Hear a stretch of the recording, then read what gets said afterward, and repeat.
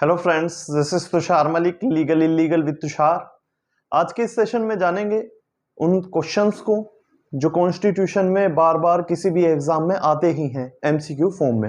मतलब किसी भी एग्जाम के प्री एग्जाम में ये क्वेश्चंस देखने को मिलते ही हैं। 2020 क्वेश्चंस की ये सीरीज अभी चलती रहेगी, तो इसकी सेकंड क्लास में हम देखते हैं वही पॉइंट्स की वो की पॉइंट मैंने डाले हैं कि क्वेश्चन जिससे क्लियर हो जाए। एक बार मैं क्वेश्चन फिर भी रिपीट तो करूंगा ही कि भारत में किस तारीख को प्रतिवर्ष विधि दिवस मनाया जाता है। विधि दिवस मतलब कि किस दिन कानून दिवस के रूप में या संविधान दिवस के रूप में हम मनाते हैं। तो ये तारीख है 26 नवंबर। 26 नवंबर को प्रतिवर्ष हमारा विधि दिवस मनाया जाता है। इसके बाद विधिक संप्रभुता लिखा हुआ है। क्वेश्चन है कि विधिक संप्रभुता भारतीय संविधान में निवास करती है, न कि हम भारत के लोग में। ये क्लियर कर दिया कि विधिक संप्रभुता जो है वो भारतीय संविधान में पूरे में ही निवास करती है, केवल ये नहीं कि हम भारत के लोगों में निवास करती है। और ये वाली बात किस केस में कही गई, ये क्वेश्चन है। तो इसका बिल्कुल सही जवाब है केशवानंद भारती का केस। केशवानंद भारती के बाद में इस बात को कहा गया कि विधिक संप्रभुता संपूर्ण हमारा जो भी पूरा का पूरा संविधान है उसमें विधिक संप्रभुता निहित है। इसके बाद हम भारत के लोग की बात आई कि निम्नलिखित में से कौन भारत में संप्रभु है। क्या केंद्र सरकार है, राज्य सरकार है, नेता लोग हैं, कार्यपालिका है? तो उस सब से निकल के बिल्कुल सही आंसर आया कि हम भारत के लोग, जितने भी भारत के लोग हैं, हर कोई संप्रभु है। ठीक है ना। निम्नलिखित में से ये तो हो ही गया। इसके बाद भारतीय संविधान समर्पित है। जो संविधान का समर्पण है वो किसके लिए है, संविधान समर्पित किसके लिए है? तो बिल्कुल ये भी क्लियर हो गया कि ये हम सभी भारत के लोगों के लिए, भारत के निवासियों के लिए संविधान समर्पित है। हमारे लिए, हमारी ही रक्षा की बात करता है, हमें ही कहता है कि आप लोकतंत्र में हैं, आइए प्रधानमंत्री का चुनाव लड़िए, राष्ट्रपति के चुनाव लड़िए। कोई भी राष्ट्रपति बन सकता है, कोई भी प्रधानमंत्री बन सकता है। लिखा हुआ है उद्देशिका की, भारत के संविधान की उद्देशिका के पाठ का उद्देश्य क्या है, क्या उद्देश्य है? तो इसमें लिखा हुआ है कि व्यक्ति की गरिमा, राष्ट्र की एकता, अखंडता सुनिश्चित करना, ये इसका उद्देशिका का अपने आप में एक उद्देश्य है। उद्देश्य क्या है कि भारत के लोगों का कहीं ना कहीं संरक्षण करना है। इसके बाद व्यक्ति की गरिमा और राष्ट्र की एकता सुनिश्चित करने का काम किसका है, कहां बता दिया गया? तो भारतीय संविधान की प्रस्तावना में बता दिया गया ये वाली बात कि व्यक्ति की गरिमा कहां है, तो ये भारत के संविधान की प्रस्तावना में बता दी गई है ये बात। इसके बाद भारत के संविधान की उद्देशिका के पाठ का उद्देश्य क्या क्या है? तो विश्वास, धर्म, उपासना की जो स्वतंत्रता है वो इसका उद्देश्य है। क्वेश्चंस जो हैं वो छोटे छोटे उद्देशिका से निकाल करके बनाए हुए हैं, लेकिन हर एक क्वेश्चन को देखना बहुत जरूरी है। कहीं कंफ्यूज ना हो जाए कि ये इसमें था भी या नहीं, तो इसलिए ये भी देखना बहुत ज्यादा जरूरी हो जाता है। इसके बाद भारत के संविधान की उद्देशिका के पाठ का उद्देश्य क्या है या उद्देशिका का महत्व कितना है?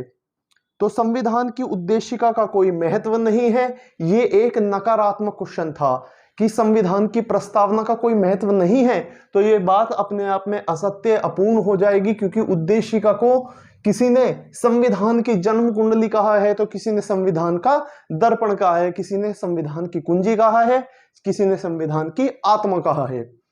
प्रस्तावना में क्रम किस चीज का पूछ रहा है? बार बार इसके ऊपर 1 2 3 4 प्रश्न लगातार पूछे गए कि प्रस्तावना में संप्रभुता, समाजवाद, लोकतंत्र, गणराज्य, ये इसका सही क्रम क्या है? तो सही क्रम के रूप में संपूर्ण प्रभुत्व संपन्न, समाजवादी, पंथ निरपेक्ष, लोकतंत्रात्मक, गणराज्य, ये 5 शब्द इस क्रम में चलेंगे तो ये बिल्कुल सही हो जाएगा। इसके बाद संविधान की कुंजी, तो संविधान की कुंजी किसे कहा गया है? ये हमें पता ही है कि संविधान की उद्देशिका को संविधान की कुंजी के रूप में स्वीकार किया गया है। इसके बाद अगर हम देखें कि संविधान का लक्ष्य क्या है, संविधान के लक्ष्य के रूप में क्या चीजें आती हैं? तो संविधान के लक्ष्य में प्राप्त किए जाने वाले लक्ष्यों को इंगित करती है हमारी उद्देशिका। उद्देशिका का लक्ष्य यही है कि जो जो चीजें उद्देशिका में बताई गई है वो उस लक्ष्य पर पहुंचे, उसे प्राप्त करने का प्रयास करे, जो करती भी है। इसके बाद कि प्रस्तावना में क्या नहीं दिया गया है, ये क्वेश्चन आया, क्या उसमें उल्लिखित नहीं है? तो दोनों का ही जवाब है कि संविधान की प्रस्तावना में सबके लिए शिक्षा यानी सर्व शिक्षा की बात नहीं की गई है उद्देशिका में। बाद में आर्टिकल 21A जोड़ दिया गया, 21A में इसकी बात की गई है।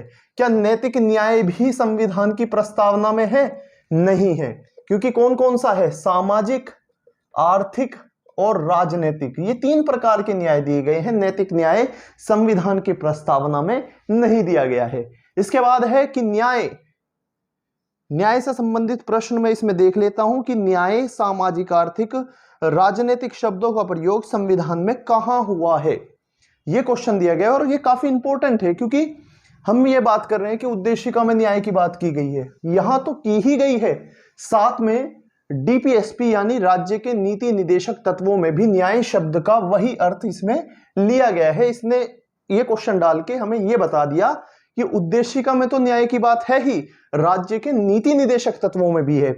अवसर की स्वतंत्रता, क्या अवसर की स्वतंत्रता है? आप अगर शब्द देखें, अवसर की स्वतंत्रता, संविधान में अवसर भी है, संविधान की प्रस्तावना में स्वतंत्रता है, लेकिन अवसर की समता है, ना कि स्वतंत्रता। तो यह पॉइंट हो जाता है गलत। अवसर की समता है और स्वतंत्रता विश्वास, विचार, धर्म, उपासना की है। इसके बाद आखिरी प्रश्न आज का और इसका जवाब कि संविधान निर्माताओं का जो मानस है, जो उद्देश्य है, जो लक्ष्य है, जो वो चाहते हैं, वो कहां प्रकट होता है? तो संविधान की उद्देशिका में वो प्रकट होता है कि संविधान निर्माता क्या चाहते हैं।